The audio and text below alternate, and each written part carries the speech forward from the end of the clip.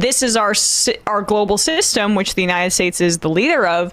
It puts poorer countries and countries that don't have the bargaining power that the U.S. or the U.K. or Germany or Israel has with some of these now vaccine manufacturers. But before that, the money that was necessary to get these supplies, the pandemic profiteers are also the people who have cemented and profited off of the vaccine apartheid and the gulf in between in care and supplies for COVID.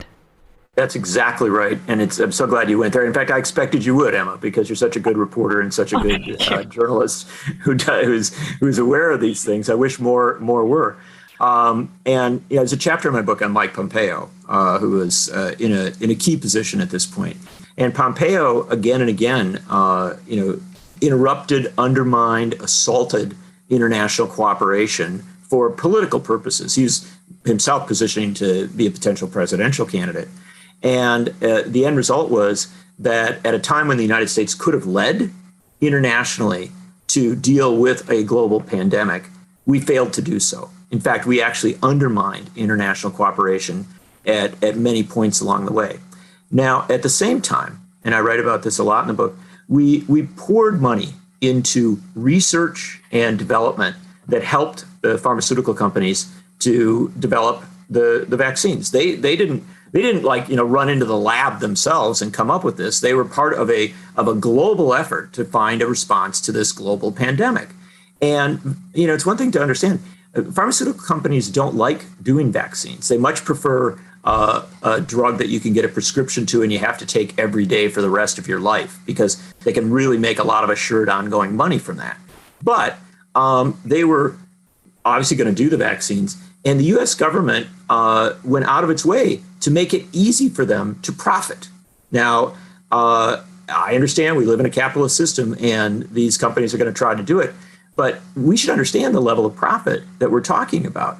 One estimate that came out last fall had Pfizer and Moderna, as well as some of their partners, making $1,000 a second, $65,000 a minute, $93 million a day, just banking that, right? I mean, this is just unbelievable amounts of what Franklin Roosevelt during World War II would have referred to as excess profits, and would have said, you can't have that. You can't have that much excess profit. We'll let you keep in business. Of course, we want you to keep in business, but we don't want you to take that much. And at the same time, as you see this excess profit, you see these companies saying, but we don't want to share the vaccines with the rest of the world. We don't want to cooperate with the rest of the world. We don't want to recognize that this is a global pandemic and to get out front of dealing with that reality. So, Emma, we live on a planet now where the vast majority of people are not vaccinated.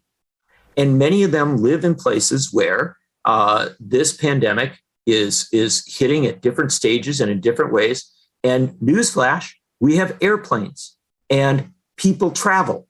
And so until the United States government cracks down on the pharmaceutical companies, and in fairness to Joe Biden, he has been supportive of sharing the vaccines, and I give him credit for that.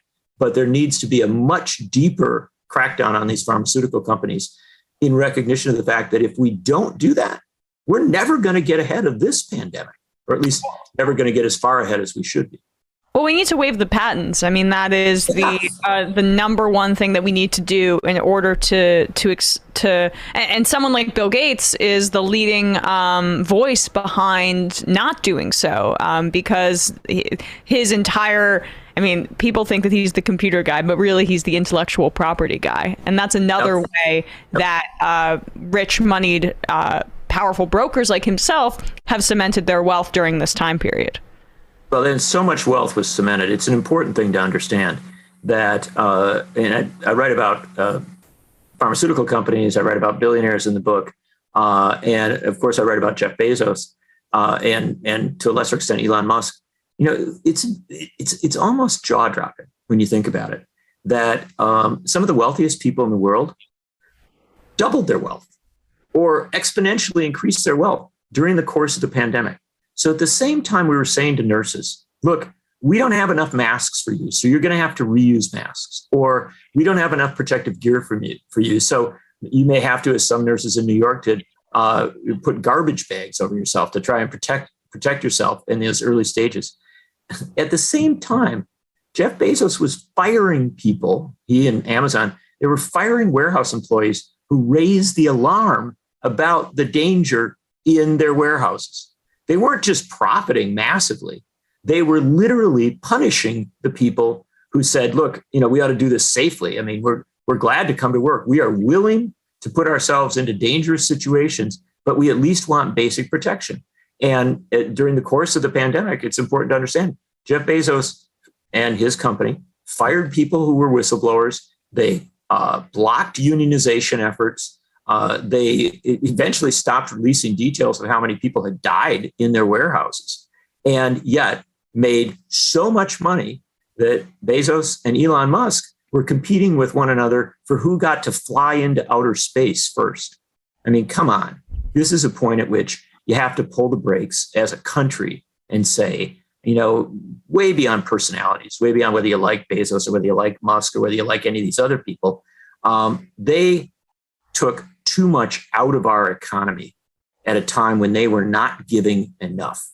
And so that's why I keep talking about these taxation issues, because it is absolutely absurd to say, if we do in fact come through this pandemic finally, that those who profited so massively get to sit on that money and not give it back to the people who actually walked into those hospitals, drove those buses, and risked their lives. Yeah, I mean, the taxation and just redistribution of their wealth is one way in order for us to begin to heal from this. But some of the you also proposed this commission for accountability modeled off of FDR's Pecora Commission.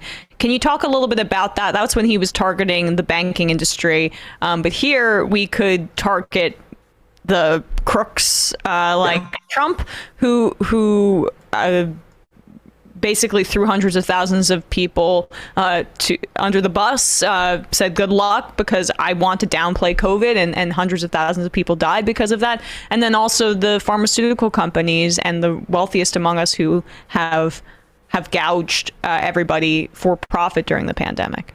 That's exactly right, Emma. There has to be some sort of focus in a push for accountability. And I'll describe the Pecora Commission quickly because it's such a great story. But I think it's important to begin by explaining what Franklin Roosevelt understood was that accountability drives change. Without accountability, there is a very good likelihood that the same people who were in power will stay in power, and that the same systems that really harmed you at a particular point will continue to be the systems that are dominant. It is only with accountability that we begin to have a recognition that the individuals who are in positions of power, as well as the systems, need to change. And so the Pecora Commission, which was called into being in 1932, 1933, right as Roosevelt was becoming president, it was actually operating out of a Senate committee. And they determined that, correctly, that the Great Depression was a global depression, but that there were things Americans had done that made it worse for Americans. And that bankers and investment house chairmen and others needed to be exposed and held to account. And the incredible thing about this committee, which was actually run by Democrats and Republicans, was a recognition that they didn't need just a standard, like Wall Street lawyer. They needed somebody tough. And so they hired a lawyer who had gone after mobsters and who had gone after, corrupt rip-off operations in New York City. A real kind of street level, hardcore lawyer. He was an immigrant from Italy, a guy named Ferdinand Pecora. And they put him in charge of this. They said, hey, dig up some information and let's call witnesses. Let's see what we do. Well, Pecora was such a good researcher and he put together such a great team. By the way, working at a base government salary, taking no big pay or anything like that. In fact, he never made any money off this. Pecora worked so hard, did so well. They brought in the heads of the biggest banks in America. They brought in the heads of the biggest finance houses in the U.S. They questioned them under oath.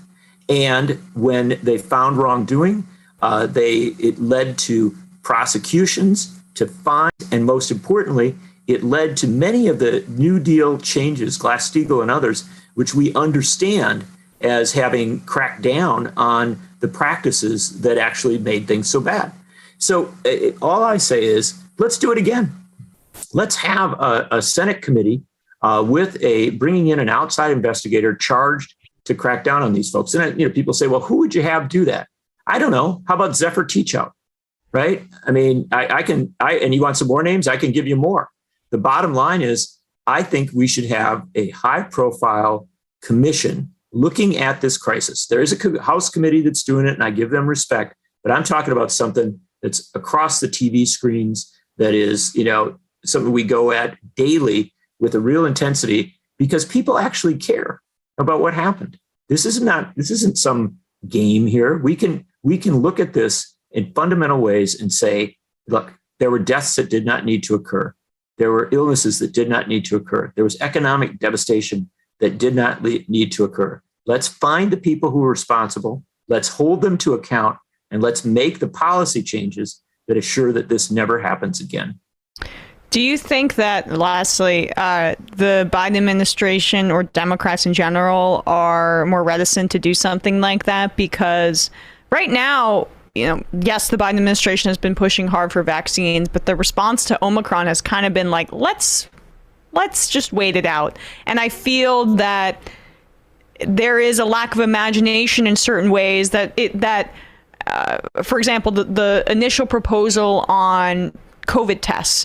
Oh, you can go buy it after January 15th and then seek reimbursement from the government and we'll give it back to you. And it was designed to essentially ensure profit for the manufacturers of the tests, make it very difficult for people and not have the government actually just wholesale buy them, which they eventually were pressured into doing because other countries have done so. My fear is that the president and his administration, Democrats, there is a little bit of it's reminiscent of the Bush administration, where there was a lack of willingness to hold them accountable a bit, because we may do a light version of what happened here, and we don't necessarily want to be seen in that way. Sure. I think that's a great question. It's the most important question because, as you note, I write about Democrats and Republicans in my book, and failure can be bipartisan, unfortunately. Now, I make a distinction between those who harm us deliberately and those who harm us by mistakes, by error. In the Trump administration, there were people who deliberately did the wrong thing again and again and again. I don't think you have as much of that in the Biden administration, but at the end of the day, I do think the Biden administration has been less engaged than it needs to be on this issue. And some of that engagement is in the things that you discuss, Emma, the need to be ahead of the curve on getting domestic manufacturing up to speed so that we have the tests, we have the masks, we have the gear. And if we make too much, tough, right? Then we can ship it to other countries, right? But we should be renewing domestic manufacturing in this regard, not when the crisis hits, but ahead of the curve. We should be doing the taxation that I talk about. And that ought to be front and center. And the interesting thing about it is, and this is what's so frustrating about Democrats, this should be something that's understood as morally necessary and also politically smart. Franklin Roosevelt did a lot of good. Now, he wasn't a perfect president. I'm the first to say that. But he did a lot of good, especially as regards the economic crisis that America was in. And how was he able to do a New Deal? Well, Roosevelt and his aides were quite frank about that. They said they kept pointing the finger of blame. They identified the people who had done wrong. And then they said, we've got to change laws. We've got to change policies. We have to have different regulatory approaches. We have to have commissions and councils that look at things and make sure that that doesn't happen again. Roosevelt went after the economic profiteering of his time. They also went after war profiteering before World War II. And during World War II, they cracked down on it. And they went after excess profits and excess wealth. We talk a lot about during the Eisenhower administration, there was a 91, 92% tax rate at highest marginal tax rate. Well, it needs to be understood that started during World War II, or it had roots in World War II. And there was just an understanding that when we were in a crisis situation, we taxed the rich at a very aggressive rate. Well, we've been in a crisis situation. Democrats came to power, and while there have been some Democrats who've been great on this issue. I just did an event the other night with Ro Khanna, who's been incredibly outspoken and very well focused. Bernie Sanders has been great and very focused on this. Elizabeth Warren has talked about a wealth tax, but that hasn't become the central operating premise of the Democratic Party. And so, yes, I think the Democratic Party and the Biden administration needs to do a lot more. And I will tell you something. In working on this book and in talking to people across the country, people care about the pandemic at a much deeper and more human, more personal level than I think a lot of politicians understand. And if you want to talk about an issue that is going to continue to resonate, that's going to continue to influence our politics and our lives for generations to come, the young people who missed years of schooling, the families that suffered severe setbacks economically, the people who did get sick, the people who lost loved ones. I mean, they're not going to forget. And the question is, what happens if our politicians forget? I think there'll come a day of reckoning. My view is that Democrats would be very wise to recognize that themselves and to begin the reckoning now by holding the coronavirus criminals and the pandemic profiteers to account. Well said. John Nichols, national affairs correspondent for The Nation, author of Coronavirus Criminals and Pandemic Profiteers. John, thank you so much for your time today. Appreciate you coming back on the show. Emma, it's a great honor to be with you as always. Thanks so much.